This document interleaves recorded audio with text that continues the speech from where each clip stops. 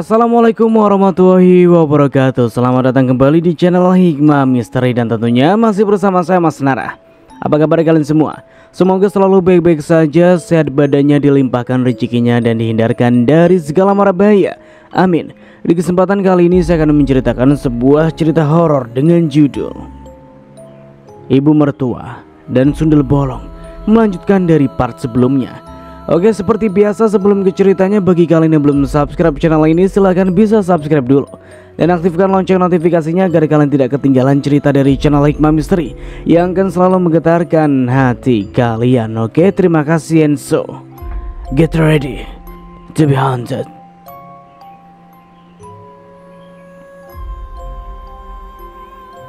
Ibu ngapain mandi malam-malam? Tanyaku sambil memberinya handuk. Panas, panas, teriaknya sambil berlari keluar dari kamar mandi tanpa menggunakan handuk. Aku benar-benar bergidik melihat kelakuannya. Untung saja anak-anak telah tidur, jadi mereka tidak melihat apa yang neneknya lakukan. Malam semakin larut, jam menunjukkan ke angka 10. Kulihat suamiku baru pulang kerja. Ia tampak lelah dan letih. Aku segera memberinya segelas air putih. Lalu kutawarinya, mau mandi air hangat atau makan dulu? Ia menjawab ingin makan, karena sejak tadi siang belum makan. Lalu kuambilkan sepiring nasi beserta lauk yang sebelumnya telah kupanaskan.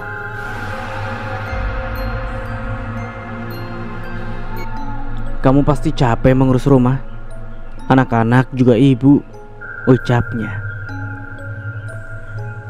Ya, sebenarnya sih iya, sahutku sambil tersenyum. Besok cari orang yang bisa bantu-bantu di rumah, biar kamu gak terlalu capek, ucapnya sambil meraih ponsel. Beberapa waktu kemudian, sebuah transferan masuk ke rekeningku. Aku mengangguk dengan wajah sumringah.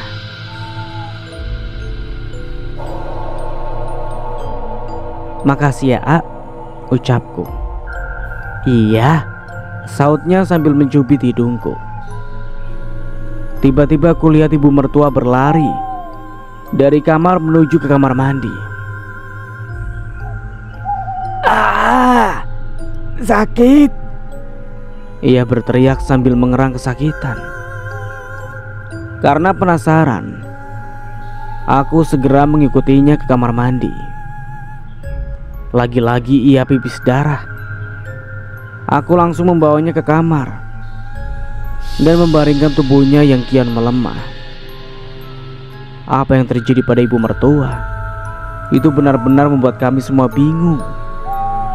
Karena secara medis ia baik-baik saja, tetapi yang kulihat kondisinya semakin memprihatinkan.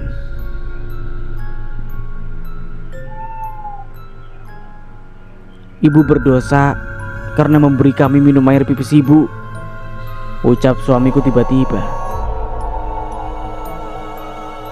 Ibu kan sudah minta maaf, ucapnya lirih dengan wajah mengibah. Lagi pula sudah lama ibu tak melakukan hal itu. Mungkin ada orang lain yang ibu sakiti selain kami, ucap suamiku, hingga membuat ibu mertua tertunduk lesu. Tiba-tiba kulihat ia berderai air mata. Cukup deras air mata yang keluar, hingga terasa menyayat hati siapapun yang melihatnya.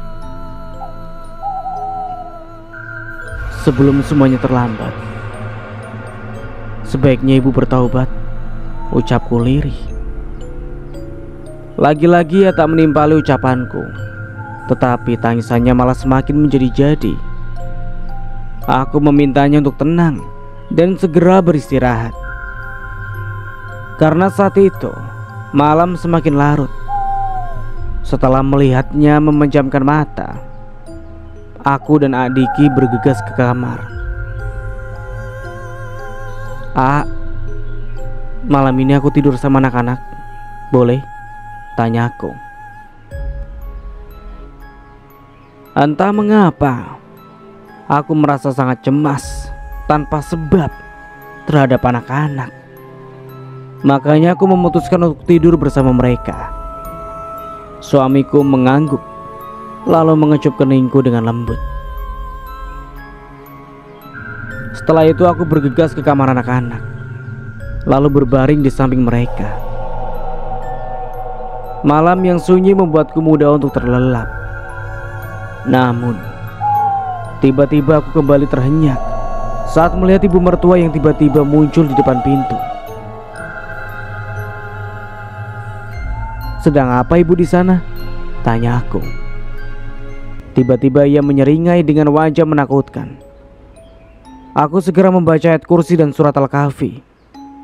Tiba-tiba ia menghilang dalam pandangan. Semua itu membuatku bergidik, lalu buru-buru menutup pintu kamar. Mungkinkah tadi yang kulihat itu sosok jin korin yang menyerupai ibu mertua? Apapun itu, aku harus tetap waspada dan memohon perlindungan kepada Allah. Karena mataku tak bisa terlelap, maka aku putuskan untuk membaca surat-surat pendek dari An-Nas hingga Al-Lail. Lalu tiba-tiba suasana kembali nyaman sehingga aku bisa segera berbaring dan memejamkan mata. Rasanya baru beberapa jam saja aku memejamkan mata. Tiba-tiba terdengar suara azan subuh. Aku beranjak dari tempat tidur. Lalu kulihat jam menunjukkan angka 3 malam. Rupanya tadi azan awal untuk membangunkan mereka yang ingin sholat tahajud. Karena sudah terlanjur bangun, maka aku langkahkan kaki menuju kamar mandi. Tiba-tiba bulu kuduku meremang saat memasuki kamar mandi. Namun aku mencoba memberanikan diri, karena semua rasa takut itu hanya godaan syaitan belaka. Saat selesai berwudu, tiba-tiba terdengar suara tangis yang begitu menyayat hati dari belakang rumah, hingga membuat suasana terasa semakin mencekam. Aku langsung membaca ayat-ayat suci Al-Quran. Seketika aku merasa memiliki kekuatan dan lebih berani menghadapi godaan syaitan yang terus menakut-nakutiku. Beberapa waktu kemudian, setelah melaksanakan sholat tahajud, aku melanjutkan mengaji. Karena walaupun tubuhku terasa sangat lelah, tetapi mataku sudah tidak bisa lagi kembali untuk tidur. Hingga akhirnya terdengar suara azan subuh. Lalu aku bergegas melaksanakan sholat qobla subuh. Blek! Terdengar suara pintu depan yang dibanting dengan keras. Aku mengabaikannya, karena mungkin saja itu suamiku yang hendak ke masjid untuk sholat berjamaah. Setelah melaksanakan 2 rakaat sebelum subuh, lalu melanjutkan 2 rakaat sholat subuh, aku bergegas ke kamar. Betapa terkejutnya aku saat kulihat suamiku masih terlelap sambil mendengkur.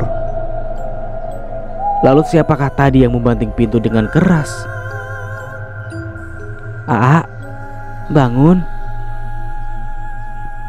bisikku lalu mengecup pipinya. Ia menarik tubuhku hingga terjatuh ke pelukannya. "Sholat subuh dulu sana," ucapku sambil mencubit hidungnya. Ia membuka mata, lalu mengecup pipi kiri dan kanan. "Bau jigong ucapku sambil menutup hidung. Ia hanya tersenyum lalu bergegas ke kamar mandi. Karena penasaran dengan suara pintu tadi, maka aku langsung bergegas ke kamar ibu. Setibanya di sana, aku lihat wanita yang telah melahirkan suamiku tengah berbaring dengan pulasnya. Tiba-tiba ia membalikkan badan hingga menghadap ke arahku. Betapa terkejutnya aku Saat melihat darah di sekitar mulutnya, ia tampak seperti telah memakan daging mentah, hingga ada bercak darah di gigi, juga mulutnya. "Bu," aku membangunkannya yang tengah terlelap. "Apa sih?" tanyanya dengan mata yang masih terpejam. "Kenapa mulut ibu banyak darahnya?" tanyaku sambil menatap tetesan darah dari mulutnya. Bahkan bantal yang ia gunakan pun penuh dengan bercak darah. Ia langsung membuka mata dan berlari ke kamar mandi. "Sepertinya tadi ibu muntah darah saat tidur," ucapnya hingga membuatku mengernyitkan dahi.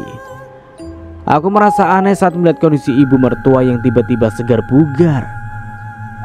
Padahal semalaman ia masih terlihat lemah dengan wajah yang pucat pasi.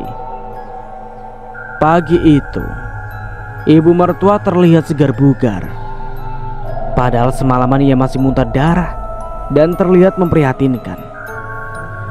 Ia langsung berlari-lari kecil sekitaran rumah. Wajahnya pun terlihat berseri-seri. "Ibu sudah sehat?" tanyaku. "Iya, semua ini berkat kamu yang telah mengurus ibu," ucapnya dengan wajah sumringah. "Semua ini atas kehendak Allah," sahutku. Ia terdiam tanpa menanggapi ucapanku, lalu berlari kecil ke sekitaran rumah. Tiba-tiba terlihat beberapa tetangga yang berjalan tergesa-gesa menuju sebuah rumah sambil saling berbisik. "Mau kemana, Bu?" tanya aku. "Si Intan meninggal," sahut Bu Mimin. "Innalillahi wa inna ilaihi raji'un," ucapku. Aku benar-benar terkejut saat mendengar cerita itu. Padahal 2 hari lalu ia masih terlihat sehat walafiat, berjalan menghampiriku sambil mengelus-ngelus perutnya yang telah membesar. "Ngeri banget, janin bayinya dimakan sama jurik," ucap Bu Mimin. "Gak salah lagi, pasti itu ulah sundel bolong penghuni rumah kosong itu," ucap ibu mertua yang tiba-tiba datang menghampiri kami.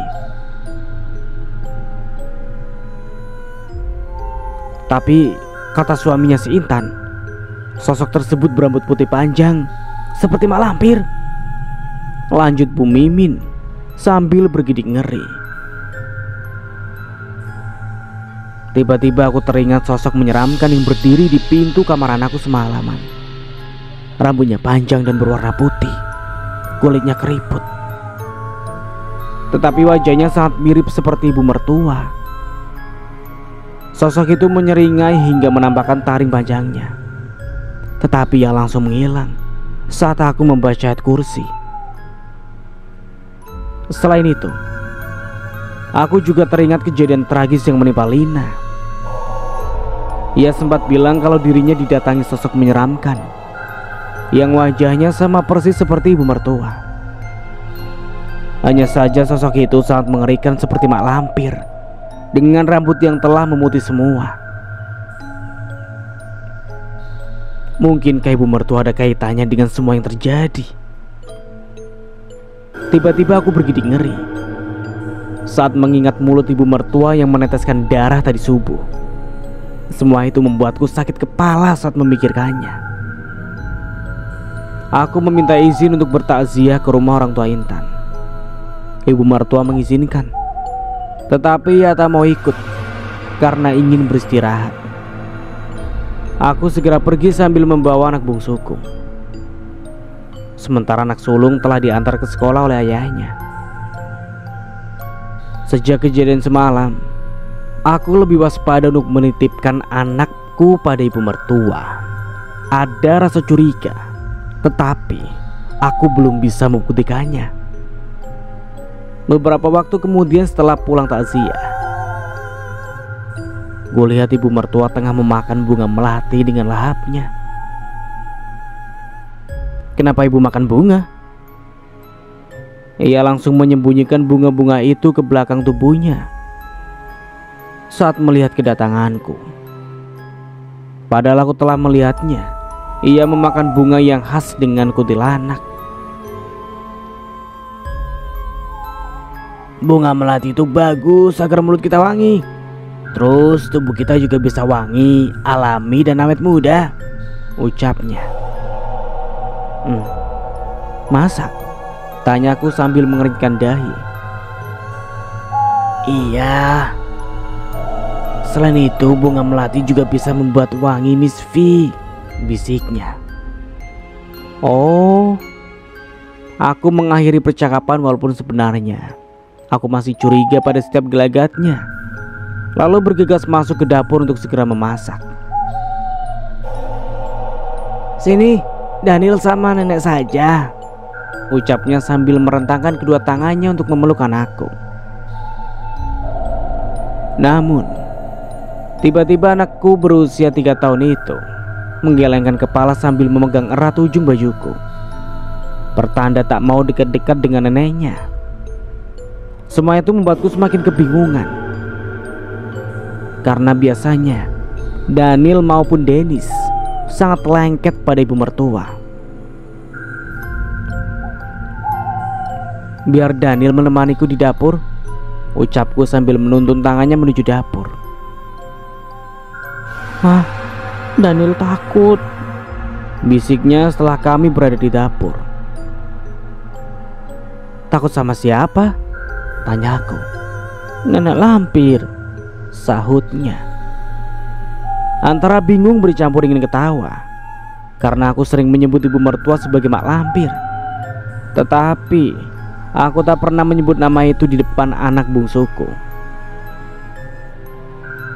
Mak lampir siapa? Dari mana Daniel tahu mak lampir? Tanyaku. Kata Ak Dennis, sahutnya. Entah dari mana anak sulungku yang baru TK itu mengetahui tentang mak lampir. Aku langsung menceritakan dongeng kancil untuk mengalihkan perhatiannya.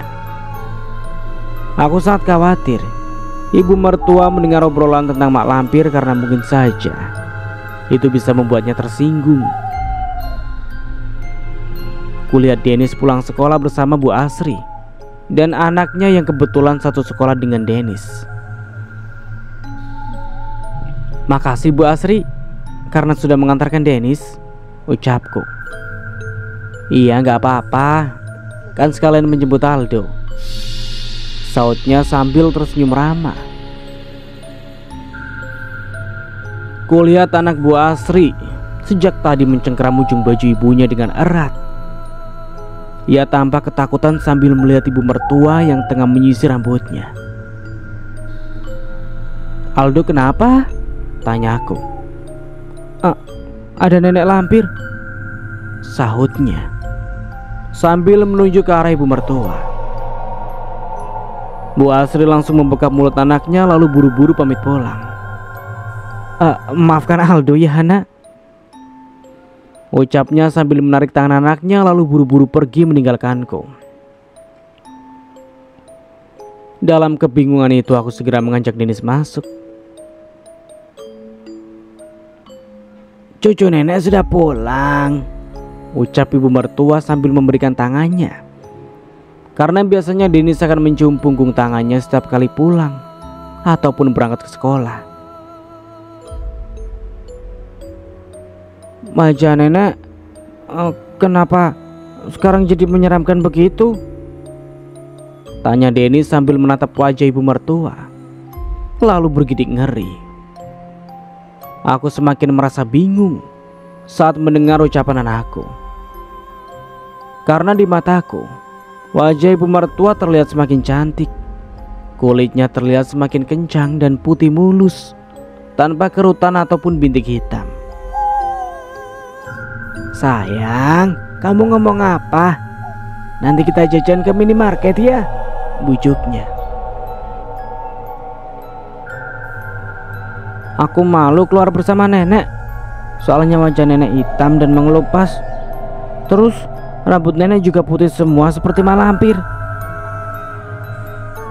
Aku langsung membekap mulutnya. Bagaimana bisa ia berkata seperti itu, padahal rambut ibu mertua masih hitam dan berkilau. Ibu mertua tampak bersedih saat mendengar ucapan anakku. Ia lalu buru-buru masuk ke kamar tanpa mengatakan sepatah kata pun. Aku sangat merasa bersalah bercampur bingung, karena biasanya ia akan mengeluarkan jurus petasan hajatan yang bisa merusak gendang telinga siapapun yang mendengarnya. Dennis, nggak boleh berkata seperti itu pada nenek. Nggak sopan itu, nak. Ucapku lembut sambil menggenggam tangannya. Dennis nggak bohong, nenek kayak hantu. Aldo dan Rijal sampai ketakutan setiap kali melihat nenek, ucapnya.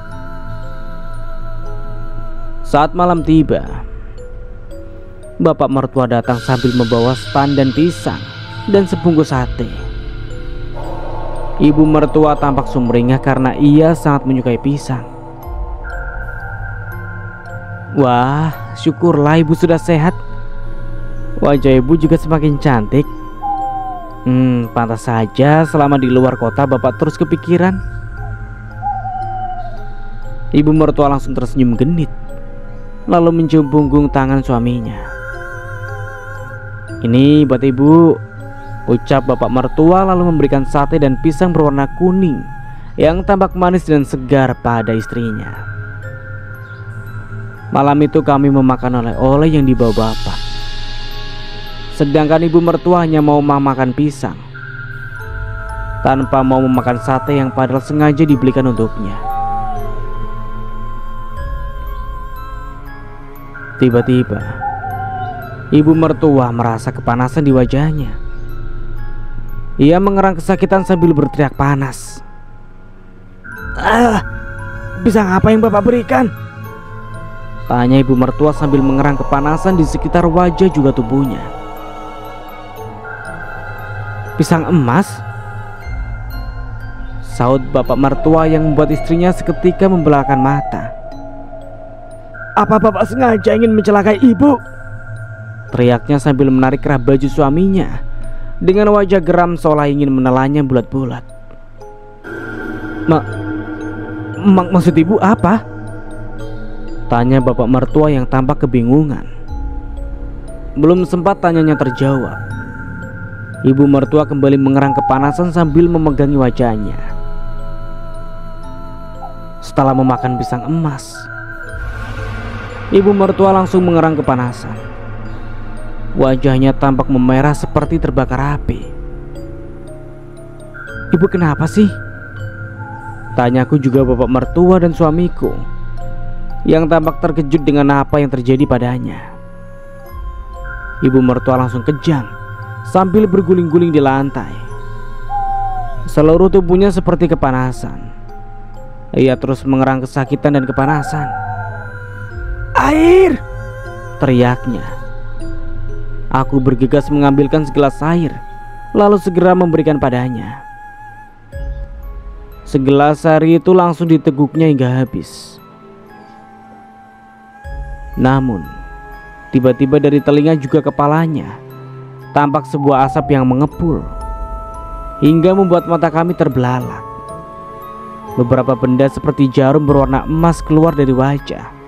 Beberapa bagian tubuh juga dari balik kedua kakinya. Bersamaan dengan itu, kulit ibu mertua perlahan mengelupas seperti seekor ular yang hendak berganti kulit. Rambutnya yang hitam berkilau tiba-tiba memutih semua. Sulit dipercaya, ibu mertua yang awalnya cantik jelita dan muda kini menjadi nenek tua yang mengerikan. Kulitnya tak hanya keriput, tetapi juga tampak menghitam dan mengelupas seperti terkena luka bakar. Rupanya penderitaannya tak habis di situ. Tiba-tiba ia kembali berteriak histeris sambil memegangi alat vitalnya yang mengeluarkan cairan berbau busuk. Kami semua bergidik ngeri saat melihatnya. Rupanya ibu mertua memakai susuk emas untuk kembali memikat suaminya. Bapak mertua tampak bergidik dan memandang jijik kepada istri yang awalnya sangat ia cintai itu. "Bapak mau kemana?" tanyaku saat melihatnya berjalan mundur, seolah hendak meninggalkan kami. "Bapak mual dan jijik," ucapnya sambil bergidik. "Bapak selalu saja begini, meninggalkan ibu di saat kondisinya memprihatinkan," bentak suami dengan wajah kesal. "Dia memakai susuk. Bapak sangat jijik dan menyesal pernah tergila-gila padanya," ucap bapak mertua, yang membuat air mata ibu mertua mengalir deras sambil merintih pilu. "Ucapkan istighfar. Ibu harus bertaubat dan memohon ampunan kepada Allah," bisikku. Wajahnya menampakkan penyesalan, tetapi mulutnya terus mengerang kesakitan tanpa mau mengucapkan istighfar. "Bu, sekarang juga akui semua kesalahan ibu. Minta maaf dan bertaubat," bisikku. Ibu mertua mengangguk sambil terus merintih. Tubuhnya terlihat lemas. Ia tampak pasrah dengan semua yang terjadi. Suamiku meminta izin untuk pergi mencari seorang kiai, sedangkan aku berusaha menahan bapak mertua yang hendak pergi. Ibu mertua melirik ke arah suaminya yang sejak tadi menatapnya dengan tatapan jijik. Ia tampak pasrah menerima semua kebencian itu. Ia tak lagi mampu berteriak seperti biasa. Tubuhnya tampak lemas. Selain itu, yang keluar dari mulutnya hanya rintihan pilu yang begitu menyayat hati. "Ibu ucap istighfar ya," bisikku. Mulutnya tampak kesulitan saat mengucapkan istighfar, tetapi saat merintih dan mengadu, ia tampak masih bisa melakukannya.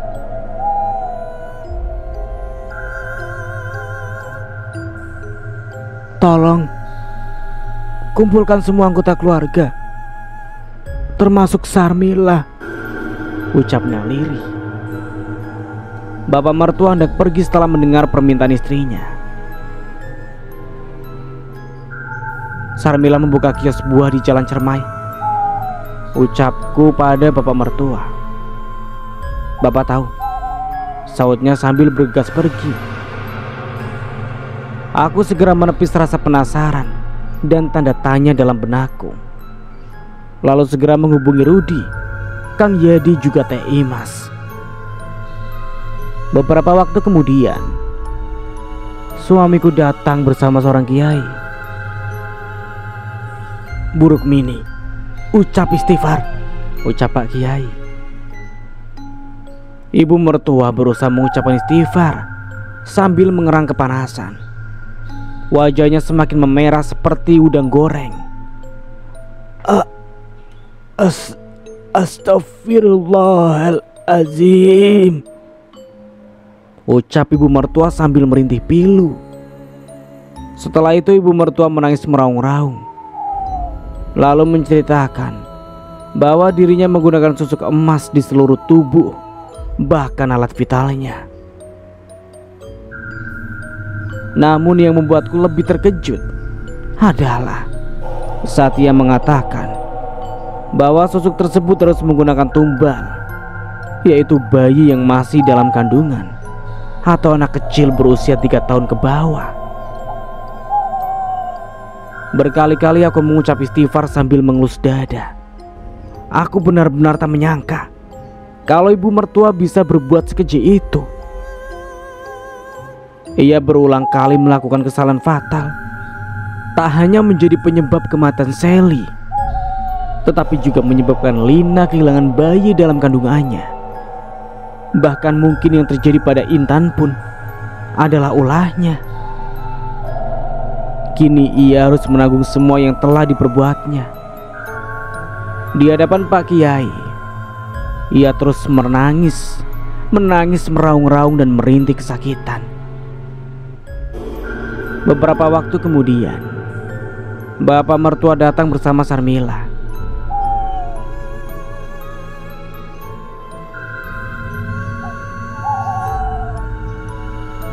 "Sarmila, maafkan saya karena telah menyuruh seseorang untuk menggundulimu, menyiksamu hingga merusak wajahmu, bahkan membayar perampok untuk melecehkanmu. Maafkan ibu," ucap ibu mertua sambil menangis terseduh-seduh. Tangis Sarmila seketika pecah. Aku bisa merasakan penderitaan yang harus dialami. Perbuatannya merebut suami orang memang salah, tetapi pembalasan yang dilakukan ibu mertua sudah sangat melampaui batas. Aku mungkin bisa memaklumi jika kamu menggunduli juga merusak wajahku, tetapi saat kamu menyuruh orang untuk menodaiku, itu sangat keterlaluan, teriak Sarmila. Maafkan saya hilaf, ucap ibu mertua sambil menangis terseduh-seduh. Sarmila hanya menangis tanpa menerima permintaan maaf dari wanita yang pernah menjadi kakak madunya itu. Tidak lama kemudian, Rudi, Kang Yadi beserta istrinya juga Teh Imas, mereka datang. "Astagfirullah, apa yang terjadi pada ibu?" tanya Teh Imas yang tampak histeris. Sementara itu, Lina juga Rudi tampak menatap ibu mertua dengan tatapan kebencian. Tampaknya penderitaan yang tengah dialami ibu mertua masih belum cukup untuk membuat mereka melupakan kejadian naas pada mereka yang disebabkan oleh wanita bergelar ibu tersebut. "Rudi, maafkan ibu karena menyebabkan istrimu meninggal," ucap ibu mertua dengan wajah pilu. Anak bungsunya itu awalnya menatapnya dengan penuh kebencian, tetapi tiba-tiba ia menarik nafas dalam-dalam, lalu mengangguk. "Ina, Yadi, maaf karena anak kalian menjadi tumbal susuk ibu," ucapnya sambil terus merintih kesakitan. Sepasang suami istri itu tampak geram sambil mengepalkan tangan. Tetapi saat melihat kondisi ibu mertua yang semakin tersiksa, mereka mencoba untuk memaafkan kesalahan fatal yang dilakukan ibu mertua. Sarmila, Rudi, dan Lina akhirnya memaafkan kesalahan yang dilakukan ibu mertua. Tetapi penderitaannya tak juga berkurang. Ia terus berguling-guling sambil berteriak kesakitan. Lalu tiba-tiba mulut dan hidungnya memuntahkan cairan pekat berwarna merah dengan bau yang sangat busuk. Pak Kiai menuntunnya mengucapkan syahadat, tetapi ibu mertua tampak kesulitan mengucapkannya. Selama 2 hari 2 malam ia terus merintih dan mengerang kesakitan hingga membuat kami semua merasa iba. Kami lalu mengundang beberapa tetangga untuk meminta maaf, terutama kepada orang tua Intan. Awalnya Bu Neni dan Pak Basri tampak geram, tetapi setelah melihat kondisi ibu mertua yang terus tersiksa, akhirnya mereka pasrah dan mencoba mengikhlaskan apa yang menimpa anak perempuannya. Semua orang telah memaafkan ibu mertua, tetapi rupanya penderitaan yang harus ia rasakan masih belum berakhir. Ibu mertua terus merasakan kesakitan dan berteriak kepanasan. Pak Kiai tanpa letih merasa bisa terus membimbingnya, mengucapkan istighfar juga 2 kalimat syahadat. Lalu Tiba-tiba kulihat wajah ibu mertua tampak merasakan rasa sakit yang teramat hebat, sehingga dua bola matanya memutih semuanya. Kami semua menangis menatap penderitaan yang ia lakukan, sambil memohonkan ampunan kepada Allah atas dosa-dosa yang ia lakukan. Di saat wajahnya menahan rasa sakit yang tampak sangat menyakitkan itu, akhirnya ibu mertua berhasil mengucapkan istighfar. Walau mulutnya tampak berat dan penuh perjuangan sambil melawan rasa sakitnya. Ya Allah,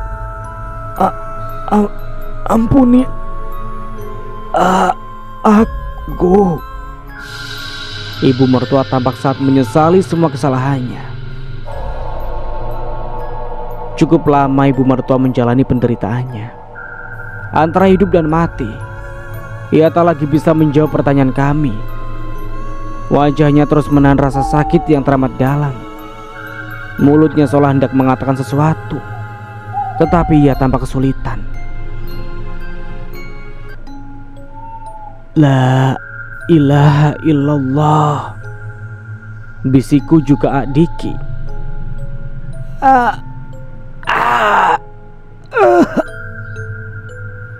Ibu mertua hanya menganga tanpa mampu mengucapkan sepatah kata pun.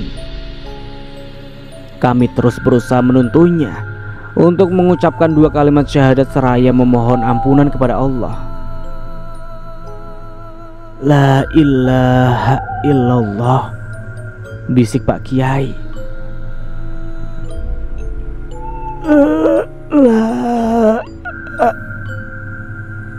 Mata ibu mertua membelalak.